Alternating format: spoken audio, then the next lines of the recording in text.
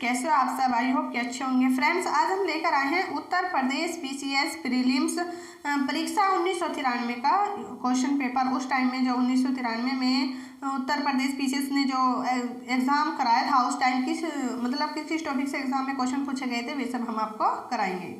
तो अगर आप एग्ज़ाम की तैयारी कर रहे हैं तो आपको पता चल सकता है कि क्वेश्चन कहाँ से पूछे जाते हैं। इसमें फर्स्ट क्वेश्चन इसमें पूछा गया था प्राचीन इतिहास के बारे में। सैंधव सभ्यता से इसमें क्वेश्चन लिया गया था। पूछा क्या गया था, निम्नलिखित में से कौन सा सिंधु घाटी सभ्यता पर प्रकाश डालता है? तो सिंधु घाटी सभ्यता पर प्रकाश क्या डालता है? ऑप्शन आएगा बी, पुरातत्व संबंधी खुदाई।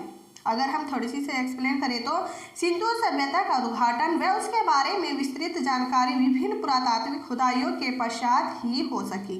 शिलालेखों व धार्मिक ग्रंथों का संबंध सिंधु सभ्यता से कदापि स्थापित नहीं किया जा सकता। सर्वप्रथम चार्ल्स मैसे ने 1856 में इसके बारे में जानकारी दी। बाद में जॉन मार्शल के नेतृत्व में यहाँ पर 1921 और 22 व उसके पश्चात विस्तृत खुदाइयाँ कराई गई। नेक्स्ट क्वेश्चन वैदिक सभ्यता से लिया गया था। इसमें क्या पूछा गया था कि प्राचीन काल में आर्यों के जीविकोपार्जन का मुख्य साधन था। तो क्या साधन था? ऑप्शन आएगा ए, कृषि। प्रारंभिक आर्य यायावरी जीवन व्यतीत करते थे और कृषि एवं पशुपालन इनकी जीवन के साधन थे। बाद में कृषि ही इनके जीवन का प्रमुख आधार बनी। ठीक है, किसका? आर्यों का। नेक्स्ट क्वेश्चन क्या है इसमें, ऋग्वेद काल में जनता निम्न में से मुख्यतः किसमें विश्वास करती थी? तो किसमें विश्वास रखती थी? बलि एवं कर्मकांड में। वैदिक युग में बलि के रूप में होती थी। इंद्र और अग्नि समस्त जन द्वारा दी गई बलि ग्रहण करने के लिए आहूत होते थे। साथ में स्तुति पाठ समवेत किया जाता था, जिससे देवता प्रसन्न होकर उन्हें भौतिक सुख व युद्ध में विजय प्रदान करे। नेक्स्ट, बौद्ध जैन भागवत शैव धर्म से पूछा गया था कि जैन धर्म का आधारभूत बिंदु क्या है? तो जैन धर्म का आधारभूत बिंदु है अहिंसा। जैन धर्म का आधारभूत बिंदु अहिंसा है। वैसे जैन धर्म में 5 महाव्रतों का विधान भिक्षुओं से लिया गया है। वे 5 कौन कौन महाव्रत कौन कौन से हैं? ऑप्शन आएगा, पहला है हमारा सत्य व अमृषा, दूसरा अहिंसा, तीसरा है अपरिग्रह, चौथा है असत्य और 5वां है ब्रह्मचर्य। नेक्स्ट क्वेश्चन है इसमें देखो, इसमें क्या दिया गया है। धातु यह है कि तीर्थंकर पार्श्वनाथ द्वारा दिए गए 4 महाव्रतों में महावीर ने 5वां व्रत ब्रह्मचर्य जोड़ा। नेक्स्ट क्वेश्चन है, सारनाथ में अपना प्रथम प्रवचन किसने दिया? तो सारनाथ में प्रथम प्रवचन किसने दिया? महात्मा बुद्ध ने। तो सारनाथ में प्रथम प्रवचन महात्मा बुद्ध द्वारा दिया गया। बौद्ध धर्म के संस्थापक महात्मा बुद्ध का जन्म नेपाल के लुम्बिनी में हुआ था। पालन पोषण मौसी गौतमी ने किया था। इनके बचपन का नाम सिद्धार्थ था। इन्होंने 29 वर्ष की अवस्था में ग्रह त्याग दिया, जिसे महापरिनिष्क्रमण दिया गया। वैशाख पूर्णिमा के दिन इन्हें निर्वाण प्राप्त हुआ। बुद्ध ने पहला उपदेश ऋषिपत्तनम सारनाथ में दिया और बुद्ध ने जो सबसे अधिक उपदेश दिए हैं वे कहाँ दिए हैं? श्रावस्ती में। लेकिन फर्स्ट वाला जो दिया गया था वो सारनाथ में दिया था। नेक्स्ट क्वेश्चन है, तीर्थंकर शब्द संबंधित है। तो किससे संबंधित है? जैन धर्म से संबंधित है। तीर्थंकर शब्द का प्रचलन जैन धर्म में सर्वोच्च पद प्राप्त करने के लिए किया जाता है। जैन धर्म में कुल 24 तीर्थंकर हुए थे, जिनमें प्रथम तीर्थंकर कौन थे? आदिनाथ या ऋषभनाथ और 23वें तीर्थंकर पार्श्वनाथ तथा 24वें तीर्थंकर महावीर थे। ये क्वेश्चन एग्जाम में पूछे जाते हैं। और फ्रेंड्स, अगर आप इस एग्जाम की तैयारी करें तो आपको डीपली सब्जेक्ट को पढ़ना पड़ेगा, टॉपिक को डीपली जाना पड़ेगा। नेक्स्ट है, मौर्योत्तर काल से पूछा गया था कि किसने सहिष्णुता, उदारता और करुणा के त्रिविध आधार पर धर्म की स्थापना की? तो किसने की? अशोक ने। अशोक के शासन का आदर्श कल्याणकारी राज्य की स्थापना था। उसने अपने प्रथम प्रत्यक्ष शिलालेख में सब मनुष्य मम प्रजा अर्थात सभी मनुष्य मेरी संतान है का आदेश स्थापित किया। उसका धर्म करुणा व सहिष्णुता का पर्याय है। अकबर ने 1582 में विभिन्न धर्मों के सार संग्रह के रूप में दीन इलाही की घोषणा की, जो एकेश्वरवाद पर स्थापित आधारित शिवाजी मराठा शासकों से संबंधित है। नेक्स्ट क्वेश्चन है हमारा इसमें, मौर्य के दक्षिण भारत में सबसे प्रभावशाली राज्य था। कौन सा था? सातवाहन।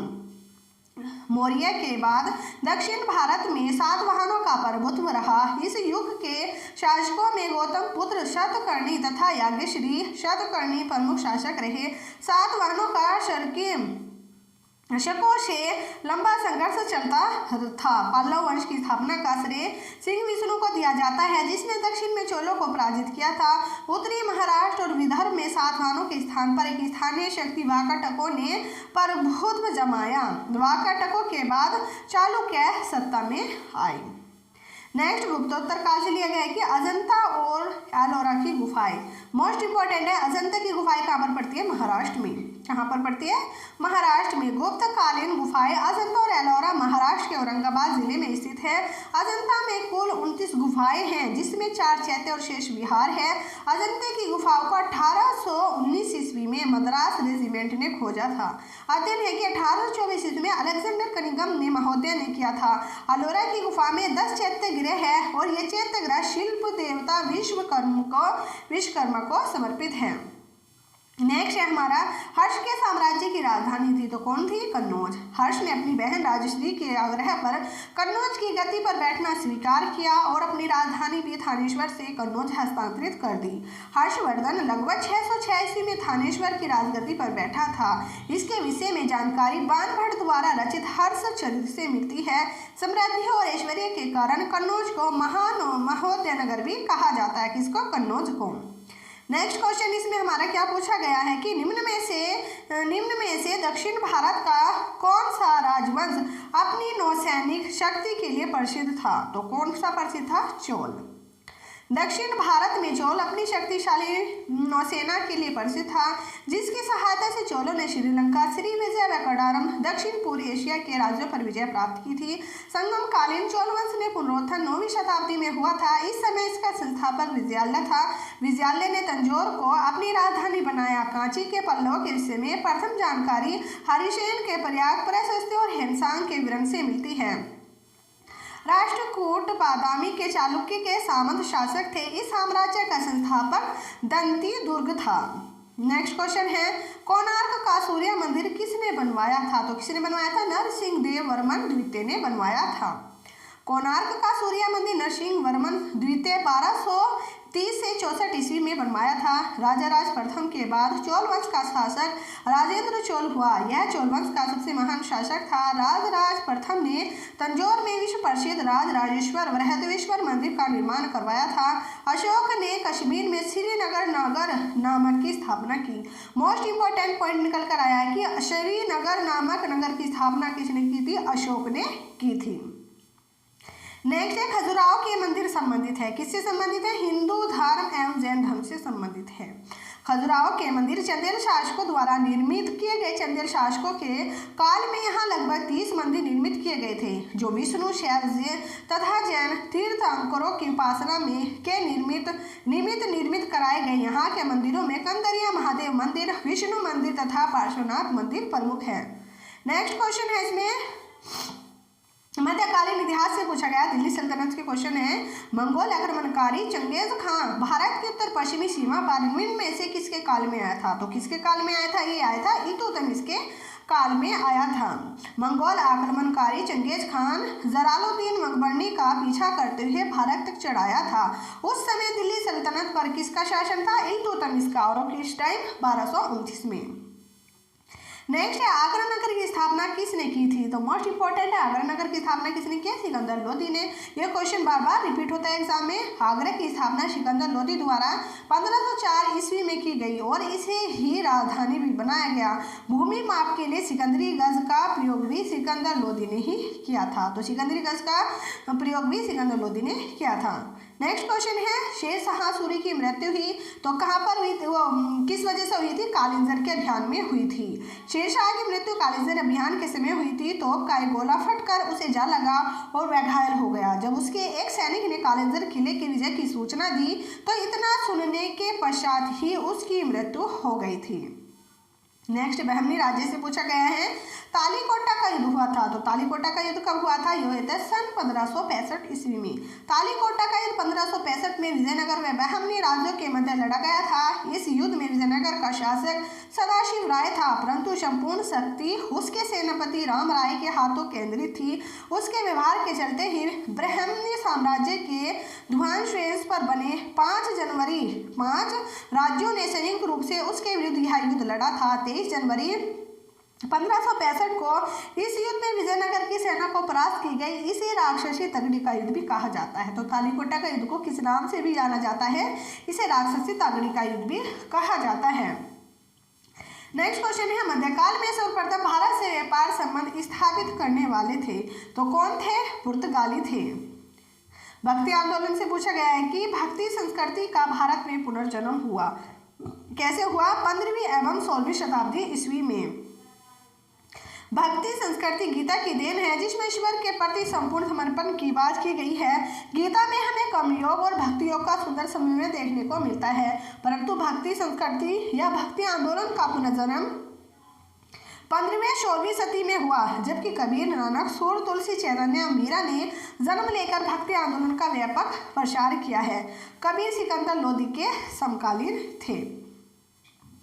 नेक्स्ट क्वेश्चन मुगल साम्राज्य से है कि नादिर शाह ने निम्न में से किसके शासनकाल में भारत पर आक्रमण किया था? तो किसके शासनकाल में किया था? मोहम्मद शाह के शासनकाल में। 13 फरवरी सन 1739 ईस्वी में नादिर शाह ने दिल्ली पर आक्रमण किया था। इस समय दिल्ली का बादशाह मोहम्मद शाह था, जो मोहम्मदाबाद में 1719 पर गद्दी पर बैठा था।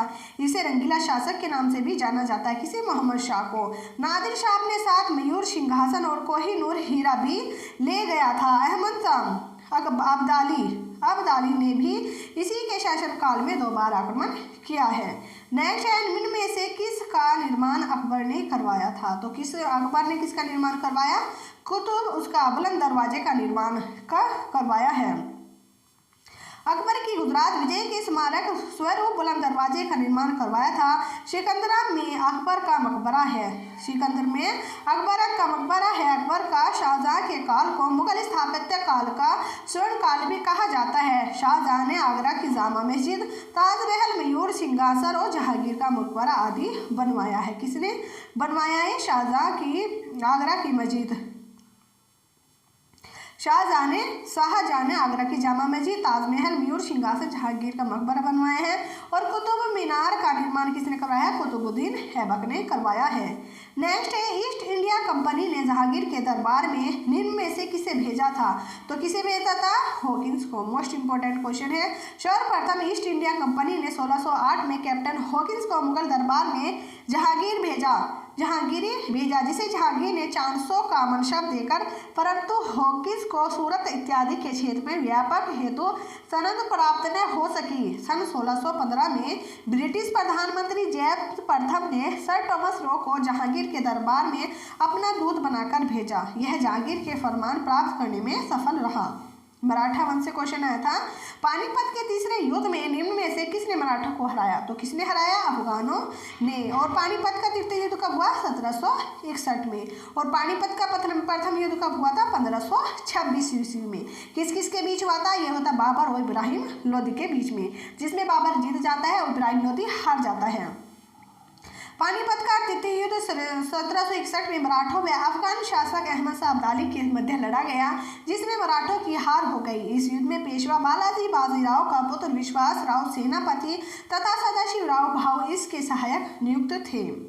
नेक्स्ट आधुनिक इतिहास से क्वेश्चन पूछा गया है कि मुगल साम्राज्य से वाणिज्यिक अभियान से टीपू सुल्तान की राजधानी थी। तो टीपू सुल्तान की राजधानी क्या थी? श्रीरंगपट्टनम। द्वितीय अंगल मैसूर युद्ध 1782 में हैदर अली की मृत्यु के पश्चात उसका पुत्र टीपू सुल्तान गद्दी पर बैठा। इसने श्रीरंगपट्टनम को अपनी राजधानी बनाया। यह एक कुशल प्रशासक एवं सेनापति था। उसने आधुनिक कैलेंडर पद्धति को लागू किया, सिक्का ढलाई की नई तकनीक अपनाई तथा नाप तोल का आधुनिक पैमाने अपनाए। उसने श्रीरंगपट्टनम में स्वतंत्रता वृक्ष लगवाया तथा जैकोबिन क्लब का सदस्य बना। 1799 ईस्वी में चतुर्थ अंगल मैसूर युद्ध में अंग्रेजों से लड़ते समय श्रीरंगपट्टनम में की मृत्यु हो गई। नेक्स्ट क्वेश्चन है निम्न में से किसने भारत में अंग्रेजों का सर्वाधिक विरोध किया है? तो किसने किया है? मराठाओं ने। संध्या से पूछा गया कि होम रूल आंदोलन किसने प्रारंभ किया, तो किसने किया, एनी बेसेंट ने। होम रूल आंदोलन व होम रूल लीग में पर्याप्त अंतर है। पहले होम रूल आंदोलन आयरलैंड की तर्ज पर चला, बाद में एनी बेसेंट व तिलक, बाल गंगाधर तिलक थे जो होम रूल लीग की निर्माण 1916 में हुआ। होम रूल आंदोलन का सर्वप्रथम प्रारंभ एनी बेसेंट ने किया था, किंतु होम रूल लीग की स्थापना का पहले तिलक ने अप्रैल 1916 में की थी, जबकि एनी बेसेंट ने अपनी होम रूल लीग की स्थापना सितंबर में 1916 में की थी। तो इसमें क्या आएगा, हमारा ऑप्शन ए सही बैठेगा, मतलब एनी बेसेंट। नेक्स्ट क्वेश्चन है, सर्वेस्ट ऑफ इंडिया सोसाइटी का संस्थापक कौन थे, तो कौन थे, गोपाल कृष्ण गोखले। गोपाल कृष्ण गोखले रानाडे को अपना आध्यात्मिक और राजनीतिक गुरु मानते थे। 1905 ईस्वी में गोखले ने भारत सेवक समिति सर्वेस्ट ऑफ इंडिया सोसाइटी की स्थापना की। इस संस्था का उद्देश्य देशभक्त तैयार करना था। जनवरी 1915 ईस्वी में गोखले के कहने पर महात्मा गांधी दक्षिण अफ्रीका से भारत के सुधारों की एक योजना तैयार की, जिसे गोखले की राजनीतिक वसीहत पॉलिटिकल टेस्टमेंट भी कहा जाता है। नेक्स्ट है, रोलेट एक्ट भारत में लागू किया गया। ये भारत में लागू कब किया गया था, 1919 में। अंग्रेज सरकार द्वारा फरवरी 1919 में रोलेट एक्ट पास कर दिया गया। इस कानून के अनुसार सरकार किसी को भी गिरफ्तार करके बिना मुकदमा चलाए जेल में डाल सकती थी और उसको चाहे जितने समय तक जेल में रख सकती थी। महात्मा गांधी ने लोगों को 6 अप्रैल 1919 को देशव्यापी हड़ताल के लिए कहा। सारे देश में हड़ताल की गई और जुलूस निकाले गए। दिल्ली में उस जुलूस का नेतृत्व स्वामी श्रद्धानंद ने किया। रोलेट बिल के विरोध में डॉक्टर सत्यपाल मलिक तथा डॉक्टर खिचलू को गिरफ्तार किया गया। मोस्ट इंपोर्टेंट क्वेश्चन यहाँ से हमारा बनता है कि रोलेट बिल के विरोध में किसे गिरफ्तार किया गया, तो किसे गिरफ्तार किया था, डॉक्टर सत्यपाल जी को और डॉक्टर खिचलू को, इन दो को गिरफ्तार किया गया था। स्वतंत्रता संग्राम से क्वेश्चन पूछा गया है कि लॉर्ड कर्जन ने वर्ष 1905 में बंगाल विभाजन कर दिया गया। विभाजन किस वर्ष समाप्त हुआ था, तो समाप्त हुआ था सन 1912 में। लॉर्ड कर्जन ने बंगभंग की घोषणा 20 जुलाई 1905 को की। 7 अगस्त 1905 को बंगभंग विरोधी आंदोलन प्रारंभ हो गया। 16 अक्टूबर 1905 को विभाजन लागू हो गया। संपूर्ण बंगाल में इसे शोक दिवस के रूप में मनाया गया। भारी दबाव के चलते 1911 में बंगभंग के आदेश को वापस ले लिया गया और 1912 में बिहार उड़ीसा नाम के नए प्रांत का निर्माण की घोषणा की गई। नेक्स्ट क्वेश्चन है, निम्न में से किन्हें गांधी जी ने अपना राजनीतिक गुरु माना है, तो किसे माना है इन्होंने, गोपाल कृष्ण गोखले को। महात्मा गांधी ने क्या है, अभी क्वेश्चन आता है हमारा, इसमें कलर चेंज कर लेते हैं पहले थोड़ा सा। नेक्स्ट दूसरा कलर लेते हैं, अच्छा सा येलो कलर लेते हैं ना, येलो नहीं अच्छा लगने का, हम लेंगे पिंक लेते हैं। महात्मा गांधी ने गोपाल कृष्ण गोखले को, पिंक नहीं है, पर्पल कलर होगा, को अपना राजनीतिक गुरु कहा, जबकि गोपाल कृष्ण गोखले के राजनीतिक गुरु एम.जी. रानाडे को महाराष्ट्र सुकराज भी कहा जाता है। रविंद्रनाथ टैगोर ने भारत का राष्ट्रीय गान लिखा। राजा राम मोहन राय सामाजिक धार्मिक सुधार आंदोलन से जुड़े रहे। नेक्स्ट क्वेश्चन है इसमें लाल कुर्ती, नेक्स्ट है इसमें हम यहाँ से पढ़ेंगे, यहाँ से हम लेते हैं,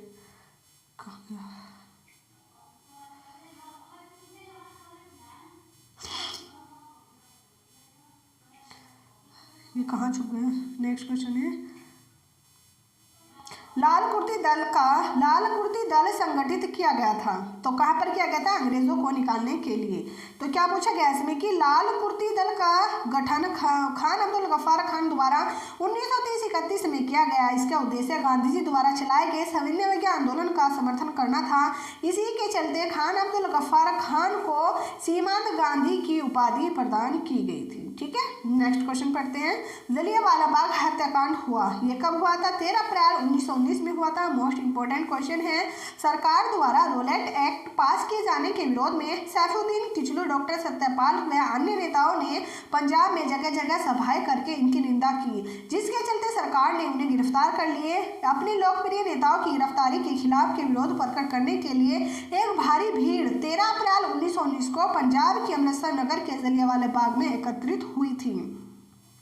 इस भीड़ को तीतर पीतर करने के लिए जनरल डायर ने गोली चलवाने के आदेश दिए थे। इसके बाद पंजाब में मार्शल लॉ लगा दिया गया। राष्ट्रवाद ने इसे काला कानून की संज्ञा दी।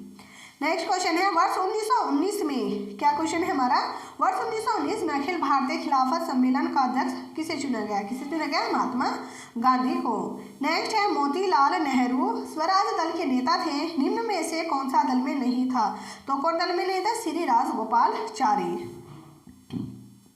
मोतीलाल नेहरू, चित्तरंजन दास आदि ने 1 जनवरी 1923 को इलाहाबाद में स्वराज दल की स्थापना की। स्वराजवादियों का उद्देश्य था कि ब्रिटिश साम्राज्य के अंदर रहकर अपनी वैश्विक स्वराज प्राप्त करना। श्री राजगोपालाचारी के नेतृत्व में परिवर्तन ने दिसंबर 1922 में कांग्रेस के नया अधिवेशन में परिवर्तन समर्थक अर्थात स्वराज्य को पराजित किया। श्रीनिवास अयंगर मद्रास स्वराज पार्टी के संस्थापक थे। नेक्स्ट है दांडी मार्च शुरू किया गया था, तो नमक कानून को तोड़ने के लिए। जैसे भारतीय राष्ट्रीय कांग्रेस लाहौर अधिवेशन में हुआ था सन 1929 में। भारतीय राष्ट्रीय कांग्रेस लाहौर अधिवेशन जो 1929 में लाहौर में रावी नदी के तट पर संपन्न हुआ, विशेष रूप से प्रसिद्ध। इसी अधिवेशन में कांग्रेस ने पंडित नेहरू की अध्यक्षता में पूर्ण स्वतंत्रता का नारा दिया। इसी के साथ 31 दिसंबर 1929 को स्वतंत्रता के नवग्रहित झंडे को फहराया गया और प्रथम स्वतंत्रता दिवस के रूप में 26 जनवरी 1930 को निश्चित किया गया। नेक्स्ट क्वेश्चन है निम्नलिखित में से किसका स्थगन गांधी इरविन समझौते में किया जाना प्रस्तावित था, ऑप्शन आएगा डी, सविनय अवज्ञा आंदोलन।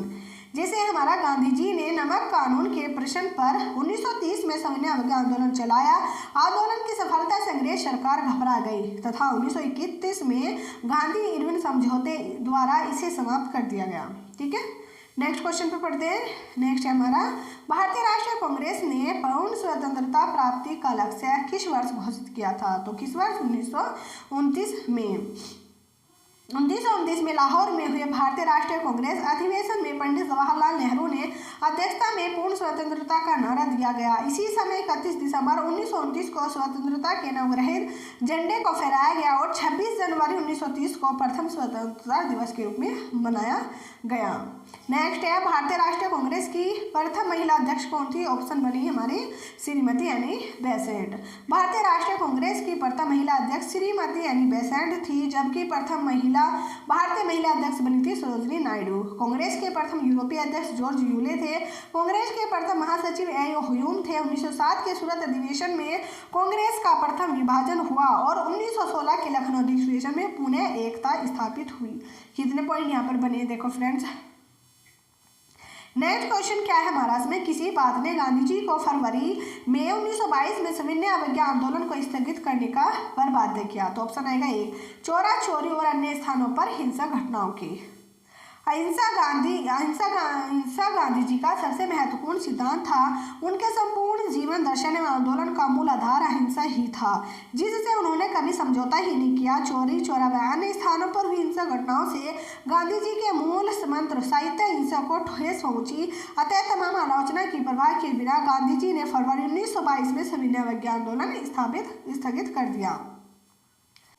नेक्स्ट क्वेश्चन है, इसमें लाला लाजपत राय घायल हुए थे। मोस्ट इंपॉर्टेंट क्वेश्चन है, लाला लाजपत राय घायल हुए थे, ऑप्शन आएगा साइमन कमीशन के विरोध में लाठी चार्ज होते हुए वे घायल हो गए थे। कैसे हुए थे ये हम आपको बताते हैं। साइमन कमीशन का पंजाब में विरोध करने वालों में लाला लाजपत राय प्रमुख थे। वे इसी दौरान एक लाठी चार्ज में इतनी बुरी तरह घायल हो गए कि उनकी मृत्यु हो गई। सैंडर्स ने लाठी चार्ज करने का आदेश दिया था। इसे राष्ट्रीय अपमान करार देते हुए भगत सिंह व चंद्रशेखर आजाद ने सैंडर्स की योजनाबद्ध ढंग से लाहौर में हत्या कर दी। ठीक है, नेक्स्ट क्वेश्चन है, द्वितीय विश्व युद्ध के संबंध में भारतीय राष्ट्रीय कांग्रेस की क्या नीति थी, तो क्या थी, पूर्ण स्वतंत्रता व आश्वासन मिलने पर ब्रिटेन को सहयोग। द्वितीय विश्व युद्ध कब हुआ था, 1939 में हुआ था। राष्ट्रीय कांग्रेस की में हुआ था, जो कि फोर्टिविल हमले के शिकार हुए।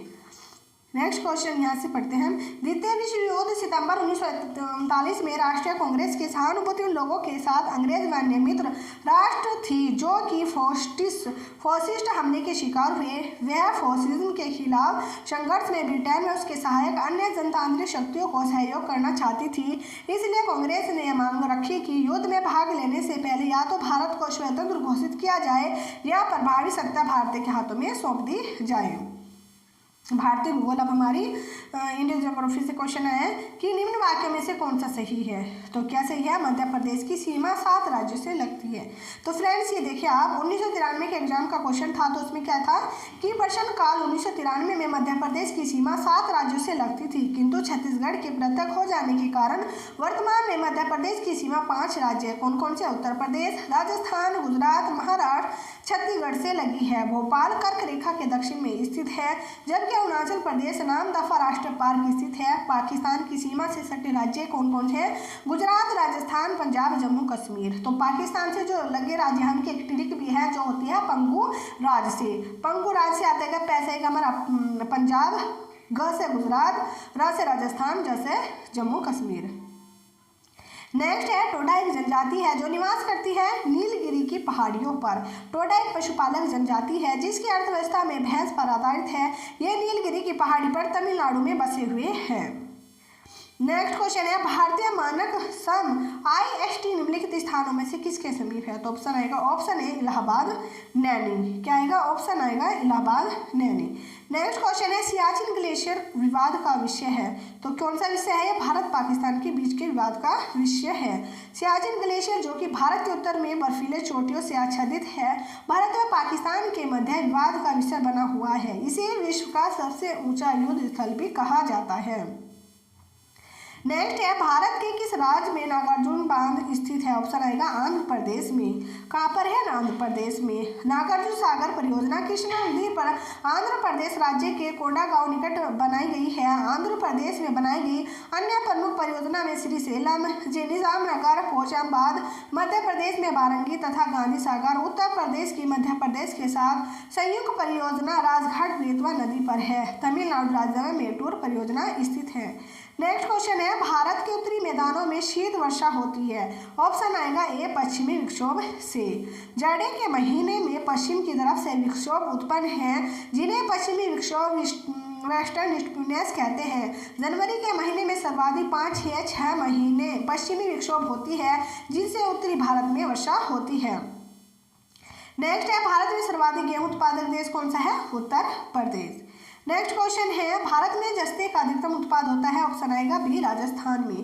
राजस्थान में जस्ता उदयपुर, मोछिया, मगरा, ज्वारमाला, राजसमंद, चित्तौड़गढ़ में पाया जाता है। राजस्थान के देवाटी में भारत का सबसे बड़ा जस्ता संद्रावक प्लांट स्थित है।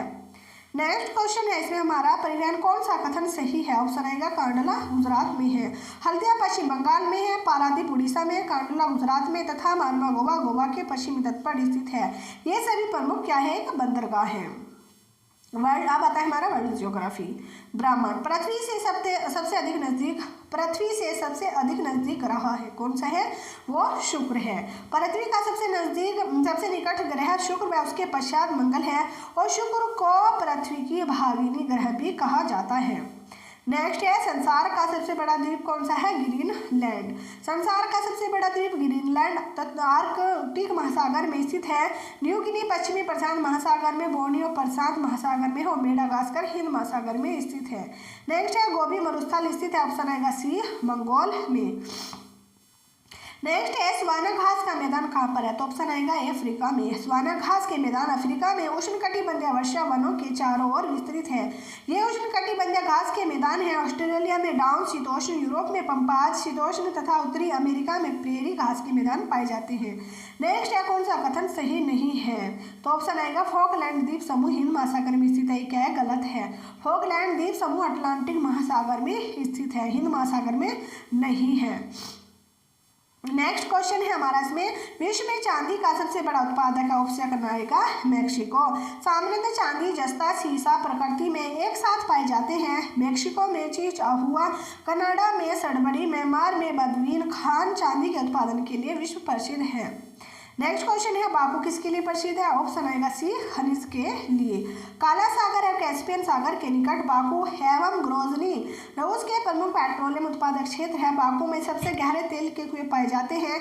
तेल की सबसे लंबी पाइपलाइन यही है। नेक्स्ट है विश्व में सबसे अधिक एल्यूमिनियम उत्पादक देश है। ऑप्शन आएगा डी उत्तरी अमेरिका। विश्व में एल्यूमिनियम का सर्वाधिक उत्पादन चीन व उसके बाद रूस व कनाडा आते हैं। नेक्स्ट क्वेश्चन है आर्ट के लिए प्रसिद्ध है? ऑप्शन आएगा सी इटली। इटली में स्थित पीसा की मीनार अपने अक्ष पर झुकी हुई है। लोअर ईफेल टावर पेरिस फ्रांस में स्थित है। नेक्स्ट क्वेश्चन है जनसंख्या से लिया गया है। 1991 की जनगणना के अनुसार देश का सबसे घनी आबादी वाला राज्य है, तो कौन सा है? पश्चिम बंगाल। 1991 की जनगणना के अनुसार देश का सबसे घना बसा राज्य पश्चिम बंगाल था। 2011 की जनगणना के अनुसार भी देश का सबसे घनी आबादी वाला राज्य पश्चिम बंगाल था। वर्तमान में बिहार जो 1106 की आबादी से सबसे घनी है। नेक्स्ट है जनसंख्या के अनुसार शहरों का निम्न में से कौन सा क्रम सही है? ऑप्शन आएगा बम्बई, कोलकाता, दिल्ली, मद्रास। किसके क्वेश्चन के बेस पर जो 1993 में पूछा गया था क्वेश्चन। पहले कोलकाता महानगर की जनसंख्या अधिक थी, परंतु अब मुंबई महानगर में पहले कोलकाता दूसरे स्थान पर आ गया है। नोट, ये वर्ष 2011 की जनगणना में नगरीकरण है, ये आंकड़ा दिया है तो ये है। नेक्स्ट है संविधान। हमारे पॉलिटिक्स के क्वेश्चन चलिए। भारत का संवैधानिक विकास। संविधान सभा में सदस्य का चुनाव कैसे हुआ था? तो प्रांतीय सभाओं द्वारा। नेक्स्ट क्वेश्चन इसमें है राज्य की नीति निर्देशक तत्व मौलिक कर्तव्य के समावेश भारतीय संविधान में हुआ। ऑप्शन आएगा 42वें संविधान संशोधन से। ठीक है, यहाँ से देखो हमारे कितने क्वेश्चन बनेंगे। सर्वाधिक 42वें संविधान संशोधन। तत्कालीन इंदिरा सरकार ने 1976 के अनुच्छेद 51 का के तहत मूल कर्तव्य की स्थापना की। इनकी संख्या 11 है। 86वें संवैधानिक संशोधन अधिनियम 2000 द्वारा बनाया अनुच्छेद 21 को जोड़कर 6 वर्ष की आयु से 14 वर्ष के आयु के बालकों के लिए शिक्षा का मूल अधिकार और 6 से 14 वर्ष की आयु के बालकों के माता पिता प्रतिपालक के संरक्षण का यह कर्तव्य होगा कि शिक्षा अवसर प्रदान करें। नेक्स्ट है भारत में राष्ट्रपति के चुनाव के लिए चुनाव मंडल के सदस्य होते हैं, तो कौन कौन से थे? लोकसभा में चुने सदस्य, राज्यसभा के चुने सदस्य और राज्य विधानसभा के चुने सदस्य। 1 2 3 ऑप्शन आएगा हमारा इसमें 1 2 3। ठीक है, तो 1 2 3। संविधान के अनुच्छेद 54 के अनुसार भारत का एक राष्ट्रपति होगा जो कि अप्रत्यक्ष निर्वाचन पद्धति द्वारा अर्थात आनुपातिक प्रतिनिधित्व पद्धति के अनुसार एकल संक्रमणीय मत के माध्यम से संसद के दोनों सदनों के निर्वाचित सदस्य तथा विधानसभा में निर्वाचित सदस्य द्वारा सम्मिलित रूप से चुना जाएगा। नेक्स्ट है भर्ती के नियंत्रण महालेखा परीक्षक के पद पर नियुक्त का कार्यकाल होता है। ऑप्शन आएगा सी 6 वर्ष तक। भारत के नियंत्रण महालेखा परीक्षक की नियुक्ति राष्ट्रपति करता है।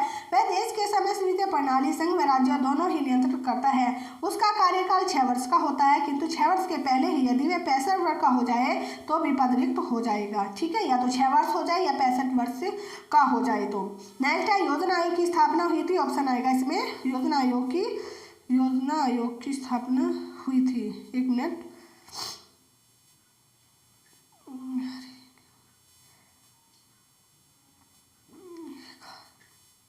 योजना आयोग की स्थापना हुई थी, तो ये आएगा हमारा इसका योजना आयोग की स्थापना आएगा। ऑप्शन आएगा इसमें हमारा सी संघीय मंत्री परिषद से। नेक्स्ट क्वेश्चन है विधान मंत्रिमंडल और परिषद से वाक्यों का अध्ययन कीजिए। इस तरह के क्वेश्चन पूछे जाते हैं एग्जाम में कि कौन किया है और क्या नहीं।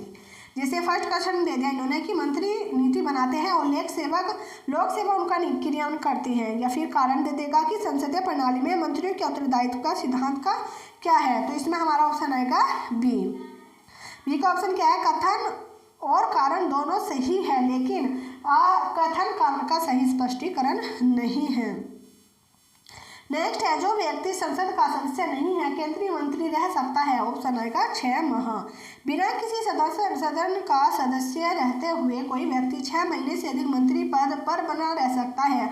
आगे भी इस पद पर बने रहने के लिए उसे किसी न किसी सदन को मनोनीत या निर्वाचित सदस्य होना अनिवार्य होगा। संविधान के अनुच्छेद 75 के अनुसार मंत्रियों की नियुक्ति राष्ट्रपति प्रधानमंत्री की परामर्श से करता है।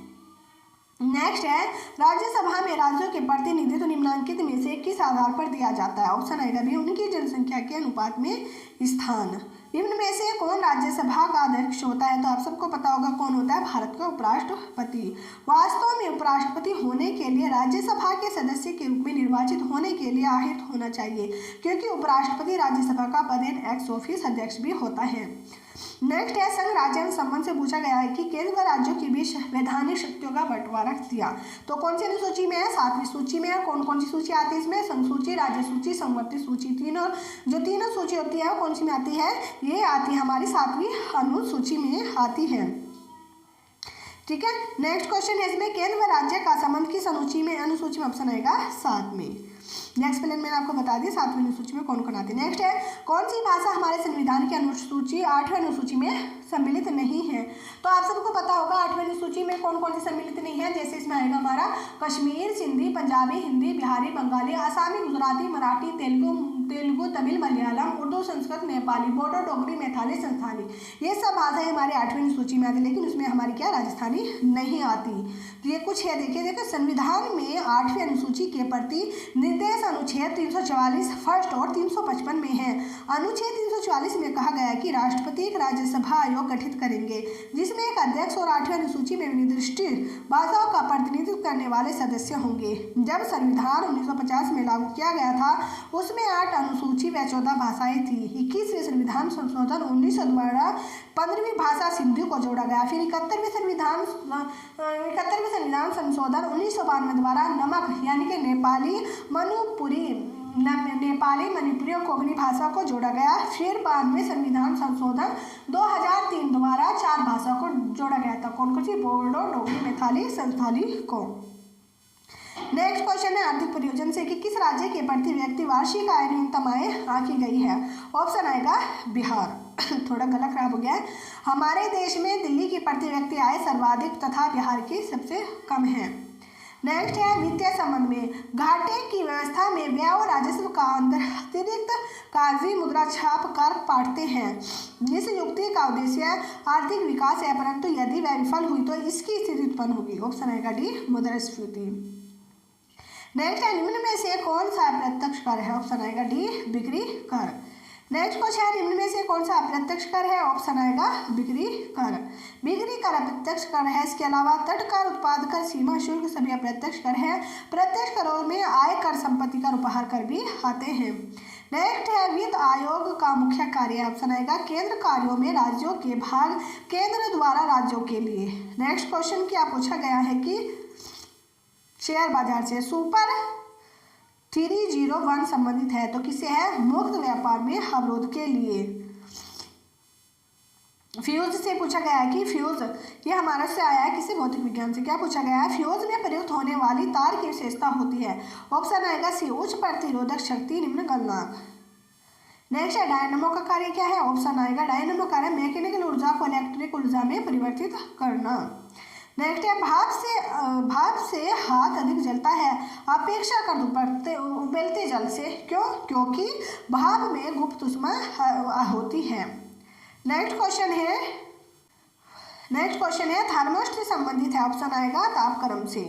नेक्स्ट है धूप से बचने के लिए छाते के रंग में संयोजन इनमें से कौन सा सबसे उचित है। तो ऑप्शन आएगा ऊपर उजला नीचे काला। श्वेत रंग का प्रकाश पूर्णतः परावर्तक है जिससे बहुत कम मात्रा में उसमें अवशोषित हो जाती है, अतः छाते की ऊपरी सतह सफेद होने से ही गर्मी में धूप से बचा जा सकेगा। नेक्स्ट है पीतल मिश्रण है किसका है? जस्ता और तांबे का। नेक्स्ट है निम्न में से किसमें कार्बन मिलता है। तो किसमें मिलता है? लिग्नाइट में। नेक्स्ट जैसे कि मिलता है लिग्नाइट अप्रयुक्त तो कोयला है, जलते समय अधिक धुआं देता है। इसमें कार्बन कास्ट 45% और 55% तक होता है। यह कोयला राजस्थान में पलाना, तमिलनाडु के अर्काट एवं कश्मीर के करीबा क्षेत्र में मिलता है। वह प्रतिरक्षा प्रदान करता है। नेक्स्ट है हमारा इसमें चूना पत्थर का रासायनिक नाम है। तो चूना पत्थर का रासायनिक नाम क्या है? Calcium carbonate. चूना पत्थर का रासायनिक नाम कैल्शियम कार्बोनेट है। इसका प्रयोग सीमेंट बनाने, कपड़े धोने का साबुन बनाने में, दांत मंजन तथा मूर्तियां बनाने में काम किया जाता है। नेक्स्ट है वायुमंडल में सबसे अधिक गैस किसका होता है। तो ऑप्शन आएगा नाइट्रोजन 78% पाई जाती है और ऑक्सीजन 21% पाई जाती है। नेक्स्ट है जल में आसानी से घुलनशील है। तो कौन घुल सकता है? अमोनिया। नेक्स्ट है विटामिन डी का स्रोत क्या है। तो ऑप्शन आएगा भी सूर्य की किरणें। सूर्य की किरणें से हमें विटामिन डी प्राप्त होता है। वास्तव में सूर्य की किरणें द्वारा विटामिन डी का निर्माण हमारे शरीर में ही होता है, यह किरणों द्वारा सीधा प्राप्त नहीं होता। नेक्स्ट है एड्स का कारण है। ऑप्शन आएगा वायरस। एड्स एक संक्रमण रोग है जो HIV से विषाणु के संक्रमित होने से फैलता है। यह एक जानलेवा रोग है जिसका निदान अभी तक ढूंढा नहीं जा सका।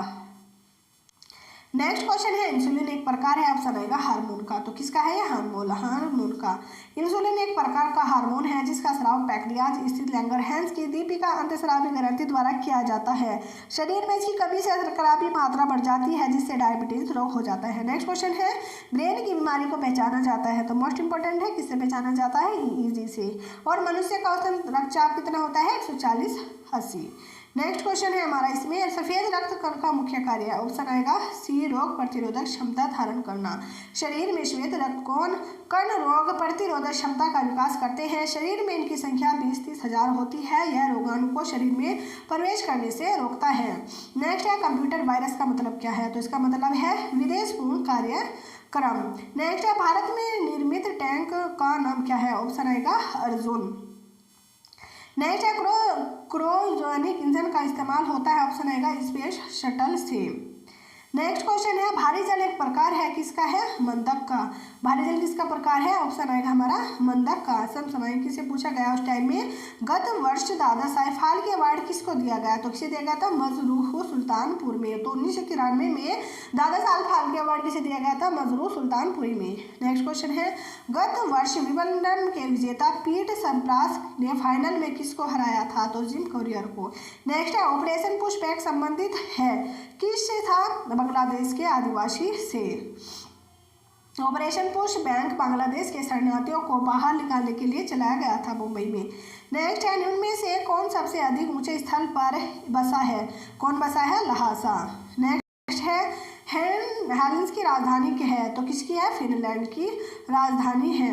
हेलेंस की फिनलैंड की राजधानी है। डेनमार्क की राजधानी कोपेनहेगन है। नॉर्वे की राजधानी ओस्लो है। स्वीडन की राजधानी स्टॉकहोम है। नेक्स्ट है गोरखपुर से मुंबई की रेल यात्रा का न्यूनतम दूरी वाला भाग है, ऑप्शन आएगा इलाहाबाद से होकर। नेक्स्ट है जूरासिक पार्क है, ऑप्शन आएगा इसमें हमारा उच्च तकनीकी फिल्म। और उल्फा उग्रवादी किस राज्य में स्थित है? किसमें है? असम में है। मालगुडी डेज के रचनाकार है, ऑप्शन है आर के नारायण। नेक्स्ट क्वेश्चन राष्ट्रीय स्वच्छता नीति की घोषणा हुई थी, कब हुई थी? 1983 में। नेक्स्ट है राष्ट्रीय बाल कोष की स्थापना हुई थी, ऑप्शन आएगा 1979 में। ईसीएम का मुख्य केंद्र है, ऑप्शन आएगा पेरिस में। किस में है? पेरिस में। नेक्स्ट है इसमें हमें इससे संबंधित करना कौन सा किससे संबंधित है? निम्न में से कौन सही है? तो सही है इसमें हरि प्रसाद चौरसिया। बिस्मिल्लाह खां किससे है? शहनाई से है। जाकिर हुसैन तबला वादक है। बिस्मिल्लाह खां शहनाई वादक, जाकिर हुसैन तबला वादक है। नेक्स्ट है 28 फरवरी विज्ञान दिवस मनाते हैं क्यों? क्योंकि 28 फरवरी को रमन प्रभाव प्रकाश में आया था। नेक्स्ट है सरदार सरोवर से सर्वाधिक लाभ मिलता है किसे? गुजरात को। नेक्स्ट है हमारा इसमें महात्मा गांधी सेतु है, ऑप्शन आएगा बिहार में। महात्मा गांधी सेतु जो कि भारत में सबसे लंबा सड़क का पुल है, बिहार राज्य के पटना में स्थित है। नेक्स्ट है हमारा इसमें ऑपरेशन ब्लैक बोर्ड संबंधित है, किससे है? शिशु शिक्षा से। यह कार्यक्रम 1987 से 88 में शुरू किया गया। इस योजना में प्रत्येक मौजूदा प्राथमिक विद्यालय के लिए कम से कम 2 बड़े कमरों, 2 शिक्षकों और आवश्यक पठन पाठन सामग्री की व्यवस्था करने का प्रावधान है। 2002 और 2003 में इस योजना को सर्व शिक्षा अभियान के अंतर्गत शामिल किया गया। तो फ्रेंड्स देखो, ये हमारा जो 1993 का क्वेश्चन पेपर था, हमने जितने भी इसमें क्वेश्चन पूछे गए सब आपको करा दिए गए हैं। तो फ्रेंड्स आप सब देख सकते हो क्वेश्चन कहाँ से आते हैं। और अगर आपको हमारी वीडियो अच्छी लगी हो तो लाइक शेयर सब्सक्राइब जरूर करना है। मिलते हैं नेक्स्ट क्लास में, इससे आगे का सोल्व पेपर लेकर आएंगे हम 1994 का। तो ठीक है, मिलते हैं नेक्स्ट में, तब तक के लिए बाय बाय, टेक केयर।